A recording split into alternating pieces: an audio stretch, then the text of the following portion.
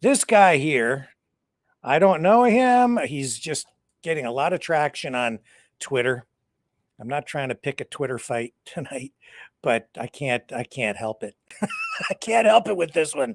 I'll play this and then I'm going to show you what the issue is. This is insane. I just found out why Mark Carney was endorsed by Donald Trump. Watch this. This is in French. It just came out today. And this is using the Google Translate. Mark Carney has several cards up his sleeve to face Donald Trump due to his past role in Brookfield, which has helped the Americans' president's clan. The firm, when it was chaired by Mark Carney, paid back Donald Trump's son-in-law by saving his company from serious financial difficulties. The deal dates back to 2018 when Brookfield signed a 99-year lease to rent the entirety of a 41-story building owned by the Kushner family in the heart of Manhattan.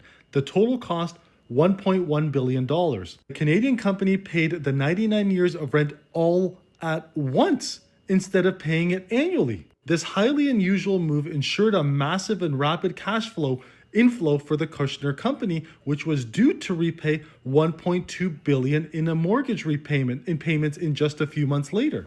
In February 2019, Brookfield is a sprawling Canadian investment firm. Mark Carney chaired the board of directors until January 15 and still holds significant financial interest in the company. And sorry, I want to correct myself. Mark Carney was the chairman when the Senate Finance Committee began the investigation of the infamous $1.1 billion check.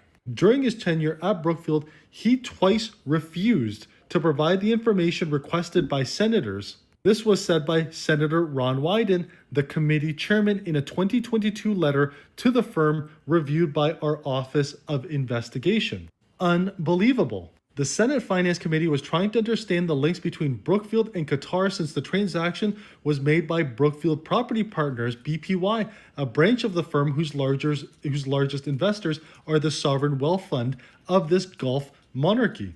Although, according to Reuters, the Qataris have never exercised this right, suspicions of conflicts of interest and interference are strong, as Jared Kushner was President Trump's Middle East advisor between 2018 and 2021. In an attempt to clarify the situation, Senator Wyden first sent a letter requesting the information from Brookfield in December 2020. 2 years later, in October 2022, having received no satisfactory response, he again called the company to cooperate. This is why Donald Trump endorsed him. This is why he would prefer the Liberals to be in power.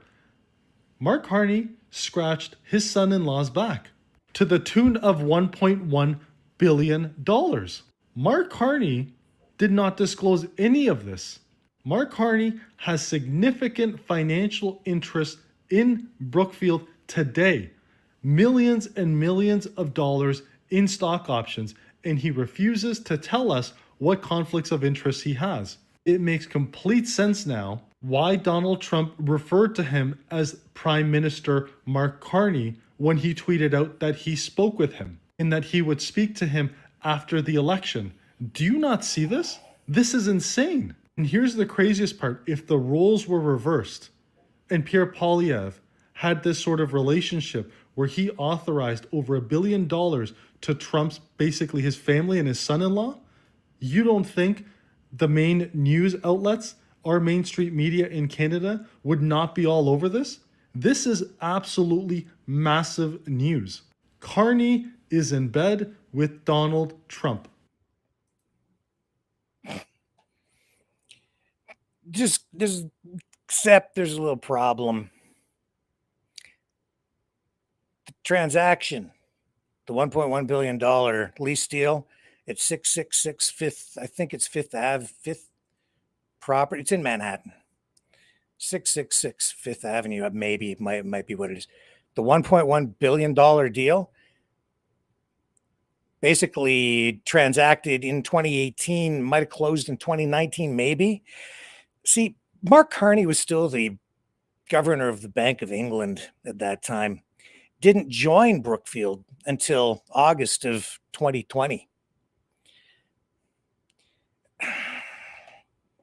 And he wasn't involved in the negotiation or the closure of the deal. And so it sort of starts to fall apart there. You can make of it what you will. There's an election on, folks. uh, it's spin.